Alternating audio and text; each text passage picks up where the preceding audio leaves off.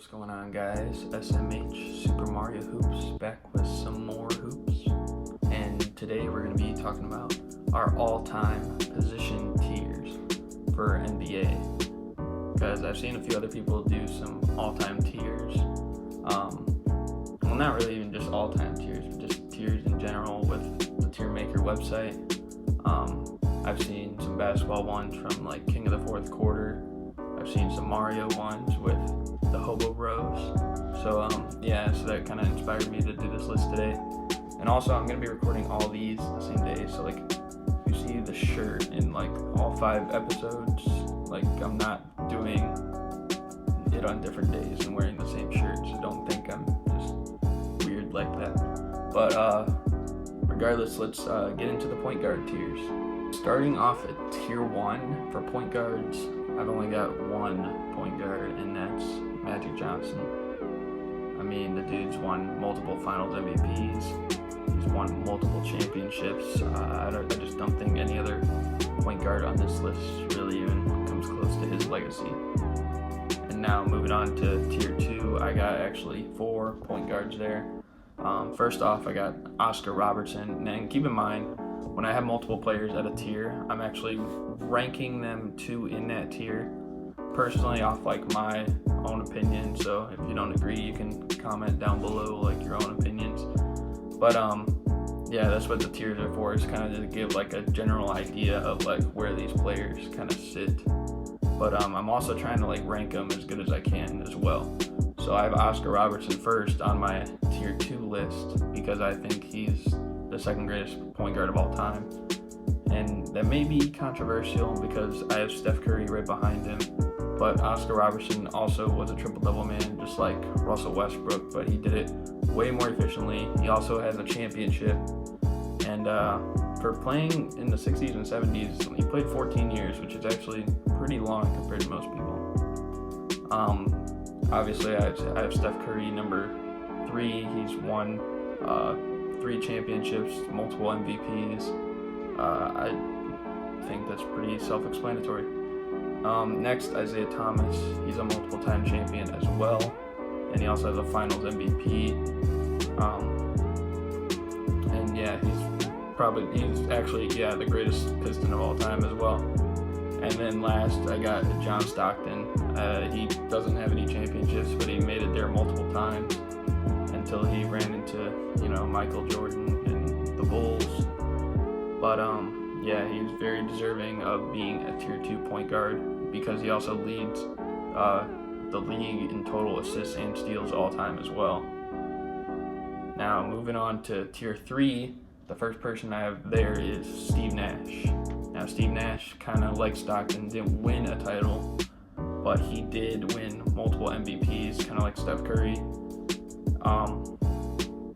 He also is probably one of the top 10 shooters of all time.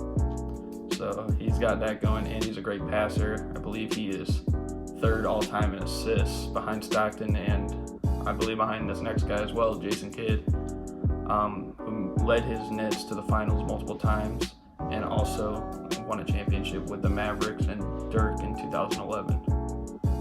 And then moving on to the next one, Walt Frazier, another multiple-time champion with the New York Knicks in the early 70s. And he was a multiple-time All-Star as well and a Hall of Famer. And then Gary Payton, he didn't win really a championship in his prime. He won one later with the Heat, but he was probably one of the better defenders of all time as well. Next, we got Chris Paul, who's just a player who's never even won a championship, never been to the finals, actually. But he is a pretty good defender when he was in his prime. I know now he's kind of a little bit less of what he used to be, but he's still a quality player. But back then he was pretty good. Almost won an MVP in 2008. And the last player on my tier 3 is Tony Parker, part of the Spurs dynasty, multiple-time champion, and he won Finals MVP in 2007, and he's also a multiple-time All-Star and a future Hall of Famer. Now moving on to tier 4, this is where it gets interesting. Now before we even get into this, mean, you can probably see it already on the screen. But before I even talk about this, I'm ranking them partially based off their how good they were at their best. You know, so some people had like injuries or health problems, then obviously like they weren't gonna be able to produce as long or as much as other players. But I'm kind of taking that into account as well. So first off, we got Dennis Johnson. He's won championships with the Sonics and the Celtics. Also a Finals MVP with the Sonics. Then we got Dave Bing. I believe he never won a championship, but he was with the Pistons, and he was a pretty good scorer. I believe he averaged over 20 points per game in his career, which is a lot more than actually quite a bit of these guys. Then we got Nate Archibald, probably one of the fastest players ever, Nate Tiny Archibald. And he played for a lot of teams, but he was always a pretty good scorer and a pretty good passer. Played for like the Kings, who were like the Royals as well. He played for the Celtics, played for the Bucks. He played for a bunch of teams. And now we got D Rose. Now D Rose,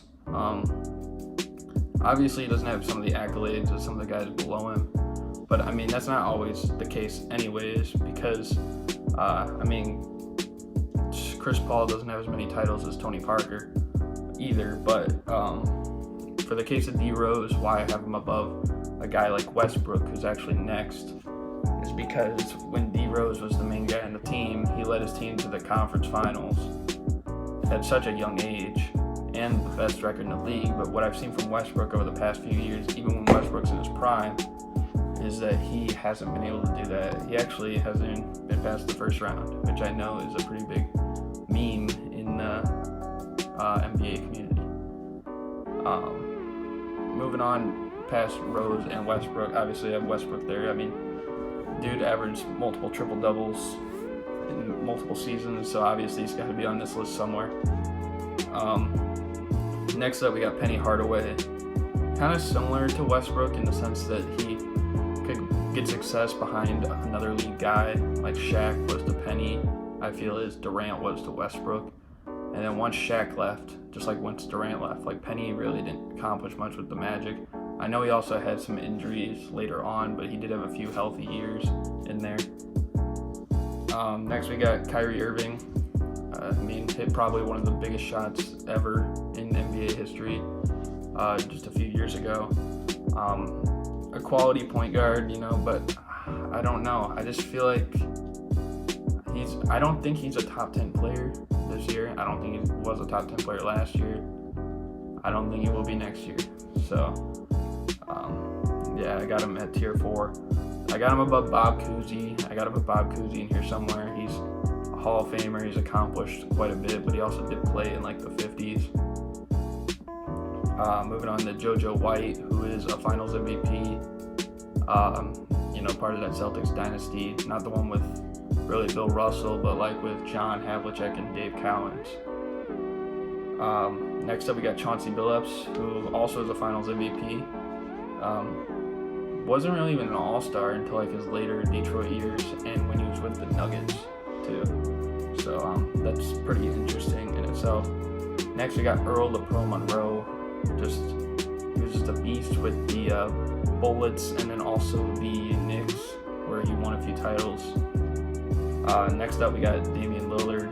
I mean, Damian Lillard could be higher on this list by the end of it, just like some of the other guys that are currently still playing, but he's pretty clutch when it comes up to big moments, and he's been a multiple-time All-Star. He led his team this year pretty far in the playoffs as well. Next we got Gilbert Arenas, who was a pretty good basketball player until he made a pretty big mistake in bringing a gun into a locker room. I feel like that kind of hurt his career, but when it comes to playing basketball, he was pretty good. And last on tier 4, we got Tim Hardaway, the originator, you could say, of the killer crossover. He was a beast for both the Warriors and the Heat. He was also a pretty good passer as well. I wouldn't say on the same realm of guys like Stockton or Nash, but he was definitely a pretty good passer. And now moving on to tier 5.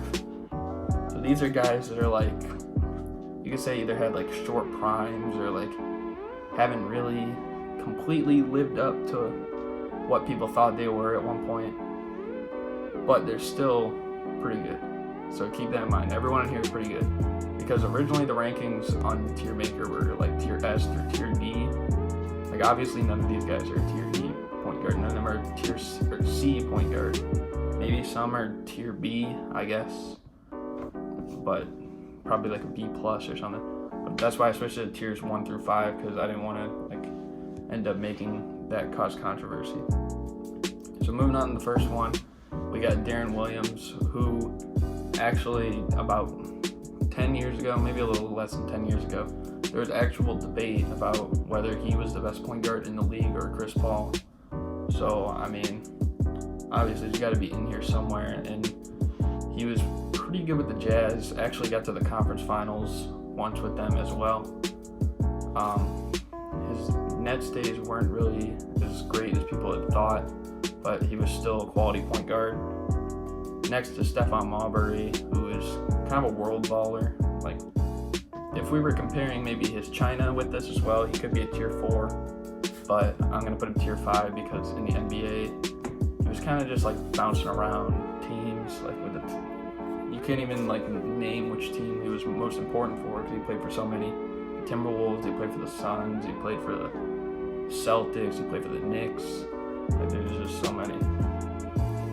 Next we got John Wall, and I mean John Wall can still obviously get higher in this list, but he hasn't really got past the second round, and also the fact that he just suffered 2 big injuries, so I don't even know if he's going to come back the same player or what.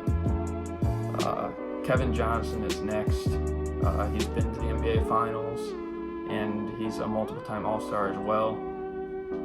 Next is Lenny Wilkins, another great passer, another pretty good leader as well, because he was a pretty good player coach back in the day too.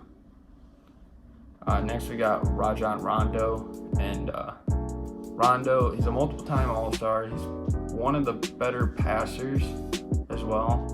He's probably a better passer than Tim Hardaway. He actually is. Okay, he's a better passer than Tim Hardaway. He's pretty good defensively as well. And when it comes to the playoffs, you know people call him Playoff Rondo because he always shows up in the playoffs. Next, we got Mark Price, another great shooter, kind of like Steve Nash, but doesn't really have the same passing abilities, I'd say. And lastly, we have Maurice Cheeks, who was part of the Sixers like in the early 80s when they won that title with like Moses Malone and Dr. J and all those guys. Yeah, he was good for, you know, maybe like 15 and 8, I'd say. I don't know, I'm just going off the top of my head, but I'm pretty sure like those are the numbers he averaged around that time. But yeah, he was a contributor to a championship team. And yeah, I think that's gonna do it for this one. Leave a like if you found this enjoyable. Subscribe if you think this is a good idea to do, and also comment down below like what are some other ideas that could relate to this that would be a good idea to do. But yeah, that's gonna do it for the point guard tiers episode. So yeah, that's about it. So I'm out. Peace.